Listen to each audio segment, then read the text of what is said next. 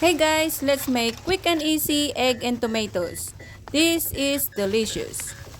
So let's start by prepping our ingredients. Here's my onions and my tomatoes. You can cut them the way you want it, guys. I'm using 4 eggs and let's just beat it nicely and set it aside.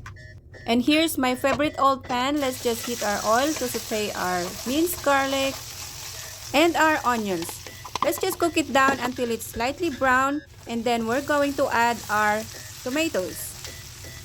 This is really quick and easy, guys. You're gonna love it.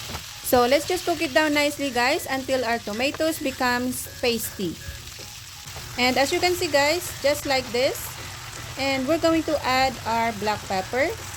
You can add some more if you want it more spicy. And let's add our salted shrimp paste. Let's just mix it nicely, guys. It smells so good.